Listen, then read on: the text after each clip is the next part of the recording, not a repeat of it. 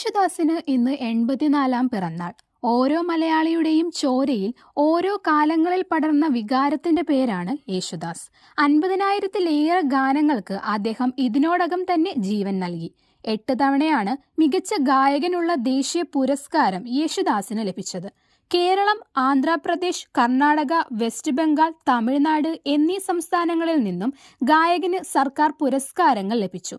84-കാരനായ യേശുദാസിന്റെ സ്വരമാധുര്യത്തിന് ഇന്നും യാതൊരു കോട്ടവും തട്ടിയിട്ടില്ല. കാലത്തെ അതിജീവിച്ച സ്വരമാധുര്യ കൊണ്ട് ഇന്ത്യയൊട്ടാകെയുള്ള സംഗീത ആസ്വാദകരെ ഇന്നും വിസ്മയിപ്പിച്ചുകൊണ്ടിരിക്കുകയാണ് അദ്ദേഹം. മലയാളത്തിന്റെ ഗാനഗന്ധർവൻ KJ മലയാളിയെ സംബന്ധിച്ചിടത്തോളം പാട്ടിന്റെ ആദ്യത്തെയും അവസാനത്തെയും യേശുദാസ് എന്ന നാമം. മഹിമയാർന്ന ആ സ്വരശുദ്ധി എത്രയോ തലമുറകളെ കീഴടക്കി ജൈത്രയാത്ര തുടരുകയാണ്. ഇന്നും യേശുദാസിന്റെ ഒരു പാട്ടുപോലും കേൾക്കാത്ത ഒരു ദിവസം പോലും മലയാളിക്ക് കടന്നു പോകില്ലെന്ന് നിസ്സംശയം പറയാം. ശതാഭിഷിതനാകുന്ന അദ്ദേഹം US-ലെ ടെക്സസിലുള്ള ഡാലസിലെ സ്വവസതിയിലാണ് ഇക്കുറി ജന്മദിനം ആഘോഷിക്കുക. 1940 ജനുവരി 10 എറണാകുളത്തെ ഫോർട്ട് കൊച്ചിയിലാണ് യേശുദാസിന്റെ ജനനം. പതിറ്റാണ്ടുകളായി നീണ്ടു നിൽക്കുന്ന കരിയറിൽ വിദേശ ഭാഷകളിൽ ഉൾപ്പെടെയായി 50,000-ലേറെ ഗാനങ്ങളിൽ യേശുദാസ് ആലപിച്ചിട്ടുണ്ട്. മലയാളം പോലെ തമിഴ് ഉൾപ്പെടെയുള്ള ദക്ഷിണേന്ത്യൻ ഭാഷകളിലും തരംഗം സൃഷ്ടിച്ചു.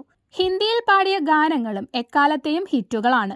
പത്മശ്രീ, പത്മഭൂഷൺ, പത്മവിഭൂഷൺ അടക്കമുള്ള നിരവധി ബഹുമതികൾ നേടുകയും ചെയ്തു. 12-ാം വയസ്സിൽ ആദ്യത്തെ കച്ചേരി അച്ഛൻ പാടിത്തന്ന പാഠങ്ങൾ മനസ്സിൽ ധ്യാനിച്ച യേശുദാസ് അവതരിപ്പിച്ചു. അതോടെ നാട്ടുകാർ ദാസപ്പൻ എന്ന ഓമന പേരിൽ ആ ബാലനെ ലാളിച്ചു തുടങ്ങി. തിരുവനന്തപുരത്തെ മ്യൂസിക് അക്കാദമി, തൃപ്പൂണിത്തുറ RLV സംഗീത കോളേജ് എന്നിവിടങ്ങളിലായിരുന്നു അദ്ദേഹത്തിന്റെ സംഗീത വിദ്യാഭ്യാസം. പഠനകാലത്ത് സംസ്ഥാന സ്കൂൾ യുവജനോത്സവത്തിൽ ലളിത ഗാനാലാപനത്തിന് 1-ാം സ്ഥാനം നേടിയിരുന്നു. ഗാനഭൂഷണം പാസായ ശേഷം ആകാശവാണി നടത്തിയ ശബ്ദ പരിശോധനയിൽ പങ്കെടുത്ത യേശുദാസ് അവിടെ പരാജയപ്പെട്ട ചരിത്രവുമുണ്ട്. 1961 നവംബർ 14-നാണ് യേശുദാസിന്റെ ആദ്യ ഗാനം റെക്കോർഡ് ചെയ്യപ്പെട്ടത്. കാൽപ്പാടുകൾ എന്ന സിനിമയിൽ പാടാൻ അവസരം നൽകി. സിനിമയിലെ മുഴുവൻ ഗാനങ്ങളും പാടാനായിരുന്നു ക്ഷണിച്ചിരുന്നത് എങ്കിലും ജലദോഷം മൂലം ഒരു ഗാനം മാത്രമേ പാടാനായുള്ളൂ. ജാതിഭേദം, മതദ്വേഷം എന്നു തുടങ്ങുന്ന ഗുരുദേവ കീർത്തനം പാടി യേശുദാസ് ചലച്ചിത്ര സംഗീത ലോകത്ത് ഹരിശ്രീ കുറിച്ചു. ഇന്നും മലയാളിയുടെ മനസ്സിൽ ആഴത്തിലാണ് ഈ പാട്ടിന്റെ സ്ഥാനം. ചെന്നൈയിലെ ഭരണി സ്റ്റുഡിയോയിലായിരുന്നു ആദ്യ ഗാനത്തിന്റെ റെക്കോർഡ്. MB ശ്രീനിവാസനായിരുന്നു ഈ ഗാനം ചിട്ടപ്പെടുത്തിയത്. മലയാള സിനിമയിൽ പിന്നീട് കണ്ടത് യേശുദാസിന്റെ സ്വരപ്രപഞ്ചമാണ്.